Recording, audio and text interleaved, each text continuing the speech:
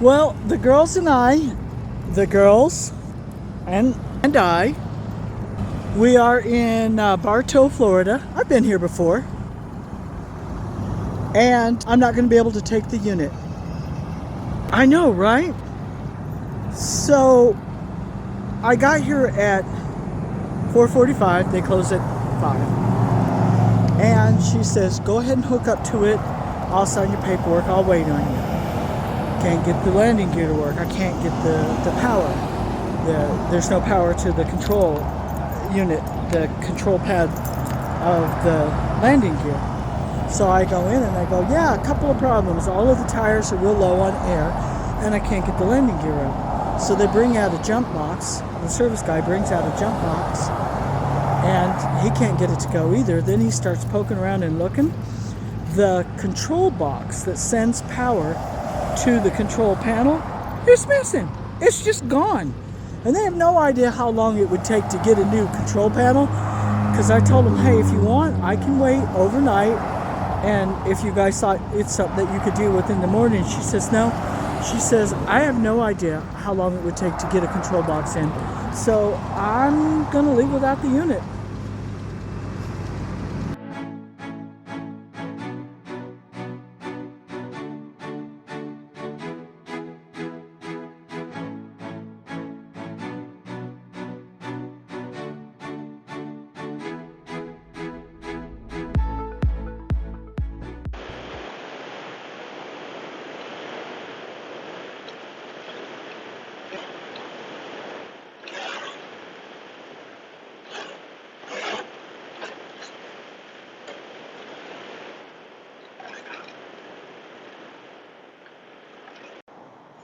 Today is April the 11th.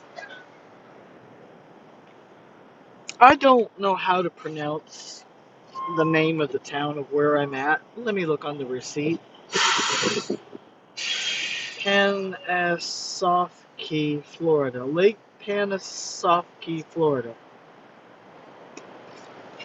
I stopped here at the 1-9 last night. I was tired, and I wanted to zoom into my Christian meeting, and I'm like, you know what? I'm just going to stop. So I stopped. Got to zoom into my meeting. Let me get to bed. And my phone rings this morning, and I'm like, I don't know who it is, and I don't care. I am not answering the phone.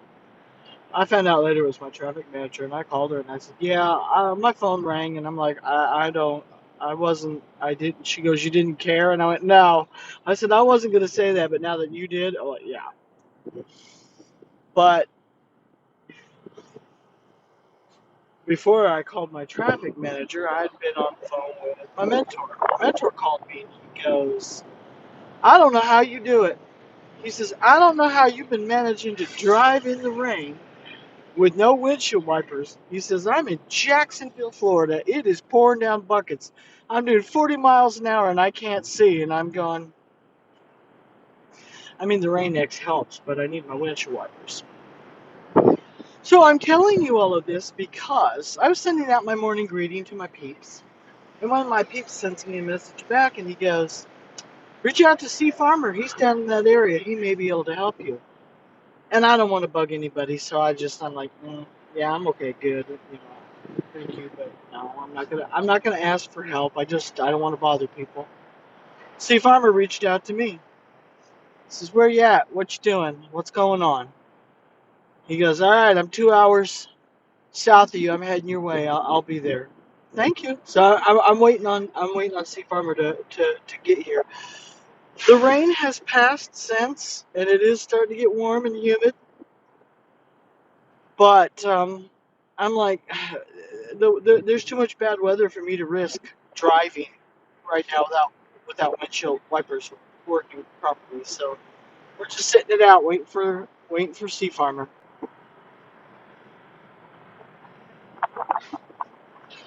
It is 82 degrees and 80 in the truck. Oh my word. And humid. It's pretty humid. Anybody who knows Florida, though, you know about the humidity.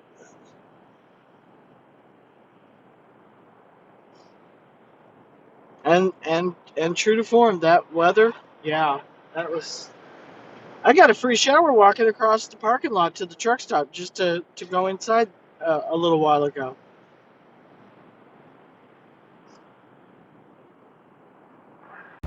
Sea Farmer has arrived.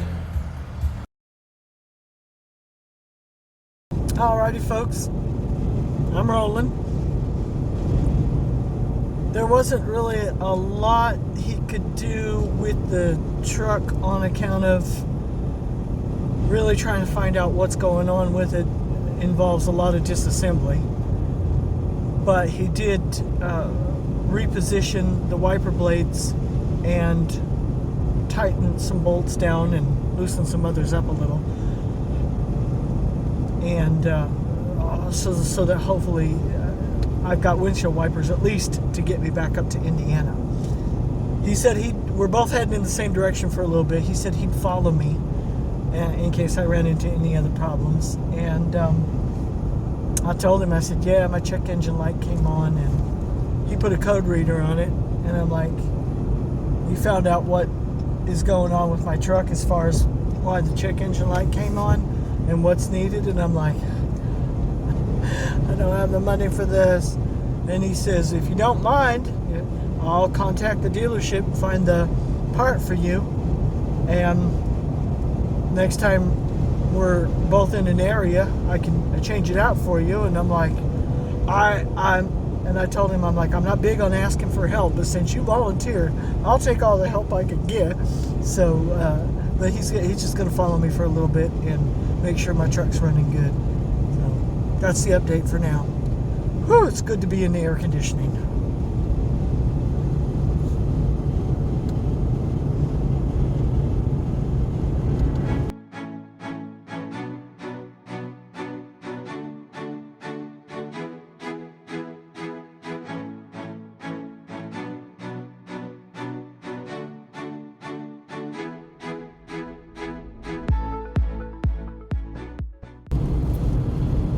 So, Mr. Sea Farmer, he followed me for a couple of hours to see how my truck would do, and the check engine light didn't come back on. But we know what the problem is, and he's looking into it. So, super big shout out for him for that. And I'm at the point now where I'm like, boy, I am one major breakdown away from bankruptcy, right? So I'm hoping that this is going to be not an expensive fix, and of course he says he'll do the work and put the item on my truck, and I don't expect anything for free. I don't expect people to work on my truck for free. Well, there was this one time I did. Anyway. He's on his way to his home. I'm on my way up north, and I'm gonna stop and fuel. But I just wanted to make sure I give a really big shout out to him, because as the way he put it and the way I've mentioned it before, we're all family.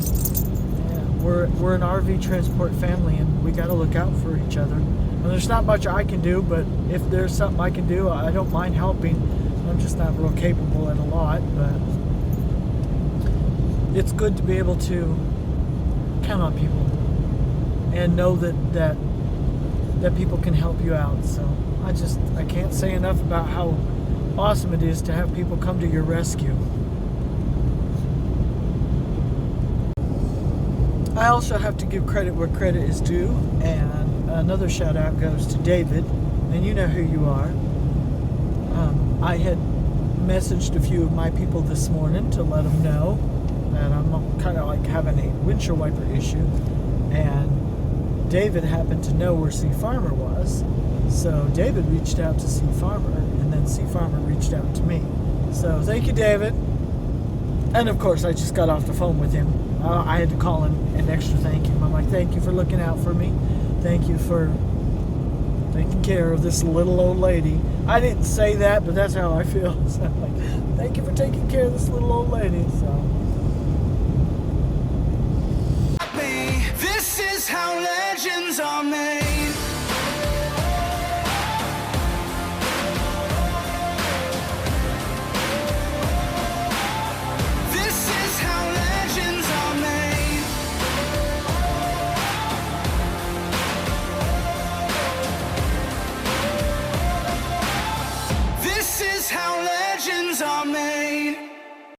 April the 13th, somewhere in southern Kentucky, on Interstate 65, I stopped at a convenience store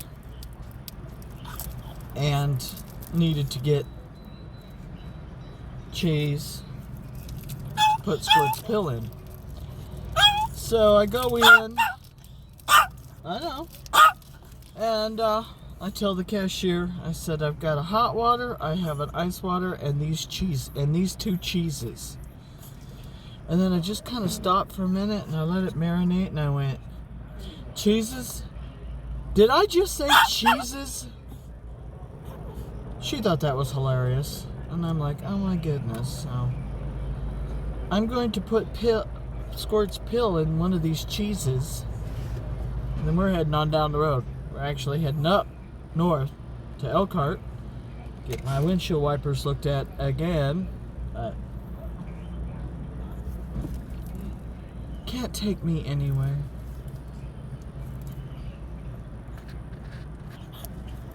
What? Do you even? Yeah. Here, let me give you a little bit ahead of time. There you go. Then we'll hide the pill. Whoops. Oh. Ooh, don't touch me. All right.